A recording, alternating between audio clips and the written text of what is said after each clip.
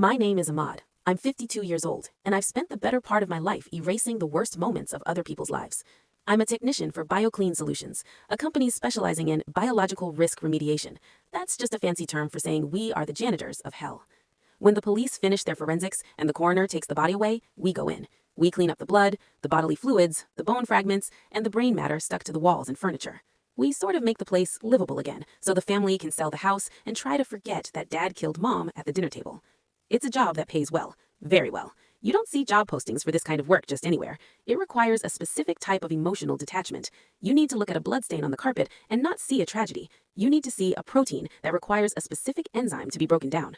I don't use tablets, I don't use drones, I don't use digital UV lights. My work is manual, chemical, and solitary. Mop, industrial enzymes, hydrogen peroxide, and thick red bags. I like the silence. I like the methodical repetition of turning red chaos into a clean, sterile floor. There are unwritten rules in our profession, passed down from veteran to rookie like campfire tales. Don't take anything home. Don't look at the picture frames. Seeing the happy faces makes the blood on the floor unbearably sad. And the oldest one of all, if the landline rings, let it ring. Houses where violent deaths occurred are like bells that have been struck hard. They continue to vibrate long after the sound has stopped. The air is dense, the electricity is unstable, and the phones, well, there are still people with landlines in their homes, and sometimes the person calling doesn't know there's no one left to answer. Last Tuesday, I was called to the Vales residence. It was an old mansion, colonial style, isolated at the end of a dirt road surrounded by tall eucalyptus trees that blocked the sun even at noon. The crime had been brutal, a robbery homicide that happened 3 days prior. The victim, an elderly lady named Helena, lived alone. The police had already released the scene. The body was gone. Only the mess remained. I parked my old van on the gravel. The silence of the place was absolute. No birds, no crickets, just the wind making the eucalyptus leaves whisper like muffled voices. I put on my gear on the porch, the white Tyvek suit, the thick rubber gloves, the boots, and the full-face respirator mask with activated charcoal. I looked like an astronaut lost on a hostile planet. I went inside. The house was a time capsule. Dark solid wood furniture, heavy velvet curtains, Persian rugs. And the smell, the metallic tang of blood was there, strong, fighting against the scent of lavender and floor wax. The incident occurred in the music room at the back of the house. I walked down the long hallway, my boots making a muffled thud on the hardwood floor. I opened the double doors to the music room. It was a devastating scene. There was a grand piano in the corner, shelves with sheet music scattered everywhere, and in the center of the beige rug, a dark stain, dry at the edges, but still viscous in the center where the pool had been deeper. There were drag marks leading from the piano to the broken window. I took a deep breath, the filtered air entering my lungs cold. "Let's get this over with," I muttered. I started the routine. First, remove the glass shards from the broken window, then cut and remove the part of the rug that was unsalvageable. Finally, treat the hardwood that had absorbed the blood. I worked for 2 hours in silence. The sun began to set, dyeing the room a melancholic orange. The shadows of the furniture elongated, looking like stretched fingers trying to touch the stain on the floor. I was on my knees, scrubbing the floorboards with a stiff bristled brush, when I felt it. A sudden drop in temperature. It wasn't a draft. It was as if someone had opened a freezer door right behind my back. The sweat inside my suit froze instantly. I gripped the brush. My instincts screamed. I raised my head. The room was empty, but it felt full. The dust motes dancing in the rays of the setting sun seemed to have stopped in mid-air, suspended. I looked at the floor, at the wood I had been scrubbing for 20 minutes. The stain. I had just cleaned it. I had seen the clean wood, pale from the chemicals. But now the blood was there again, and it wasn't dry. It was bright red, shiny, hot. It bubbled slightly between the cracks in the wood, as if it were springing from an underground source. I scrambled backwards, dragging myself away. "What in the hell is this?" I whispered. That was when the phone rang. It was an antique device, a rotary phone made of black bakelite, resting on a side table near the piano. The ring wasn't electronic. It was a mechanical, physical, shrill clatter that echoed through the empty room like a scream. I froze. I looked at the pool of fresh blood. I looked at the phone. The rule said, "Don't answer." But the house seemed to be holding its breath, waiting for me to pick up. The air was so dense, it was hard to move my arms. The sense of urgency was physical, a hand squeezing my chest. What if it was the realtor? What if it was the police saying they were coming back?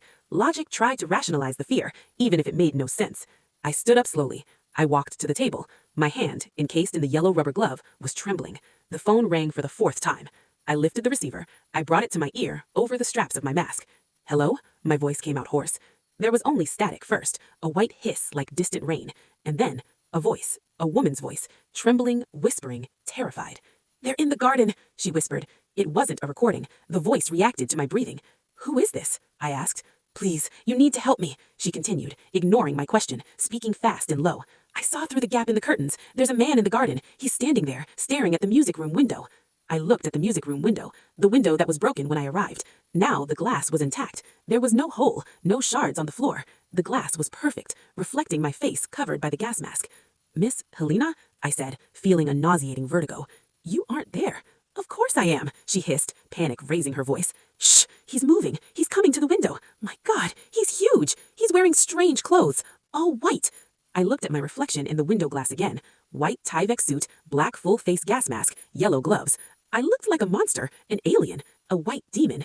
Miss Helena, I said, my mouth dry. What are you seeing? He has a rubber face. She was crying softly now.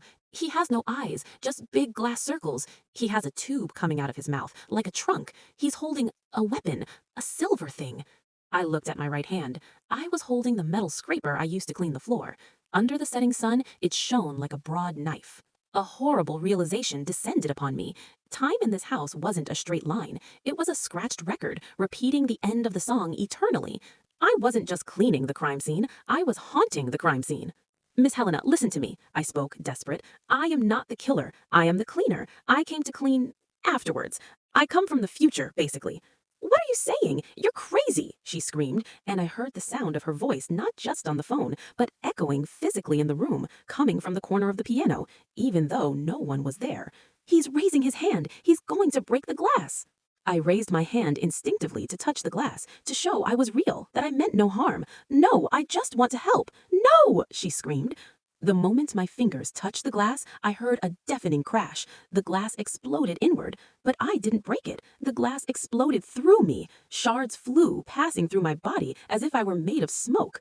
I fell back, dropping the phone. The room changed. The light vanished, replaced by the darkness of night, but I still saw the room. And now I saw Helena. She was there, cowering behind the piano, an elderly lady with white hair wearing a blue silk robe. She was terrified, clutching a cordless phone against her chest. She was looking toward the broken window, but not at me. She was looking at the figure entering through the window. A figure dressed in black, hooded, holding a crowbar, the real killer. I was on the floor, invisible, watching. I was a ghost at the moment of her death. I tried to scream, "Run!" but no sound came out of my throat. I was just a spectator, an echo. The killer advanced. Helena screamed and ran. She tripped on the rug. The killer caught her in the center of the room. He raised the crowbar. I closed my eyes. I heard the sound, the wet, horrible sound of metal against bone. Once, twice, 3 times. I heard her last breath gurgle out. I opened my eyes. The room was empty again. It was day. The orange sunlight returned. The window was broken, as it was when I arrived. The phone was on the hook, and in the center of the room, the pool of blood.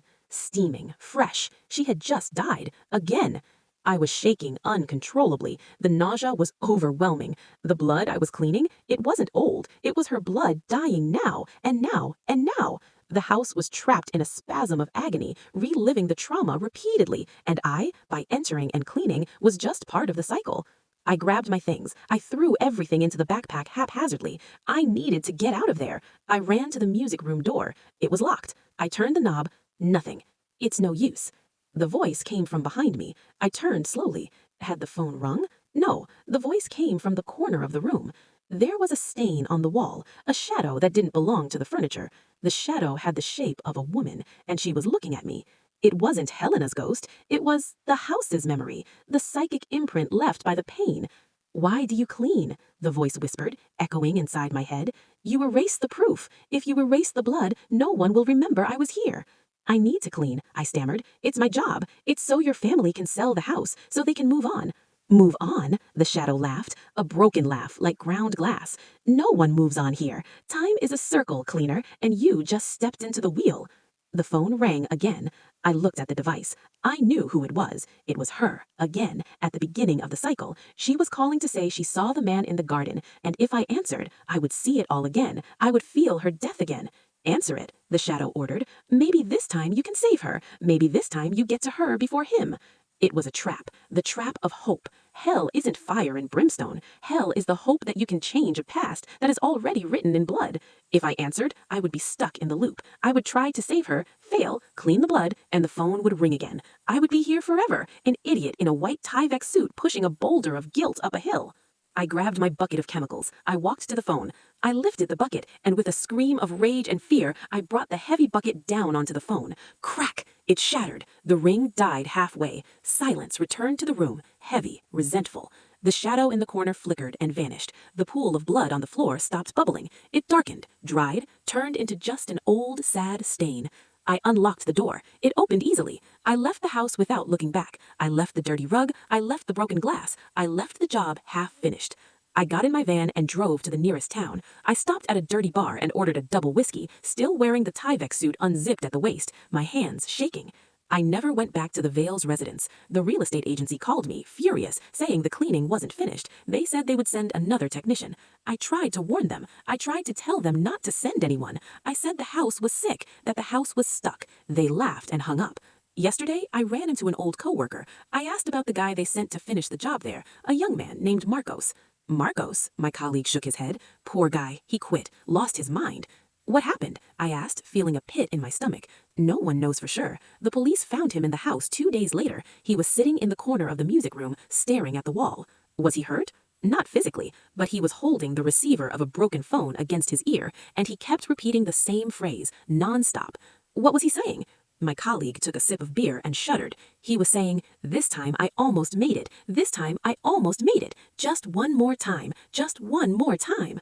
I paid the bill and left. The echo hasn't stopped. It just changed listeners. And sometimes, when I'm scrubbing a tough stain in a silent house and the phone rings, I drop everything and run. Because I know there are calls that if you answer, you can never hang up.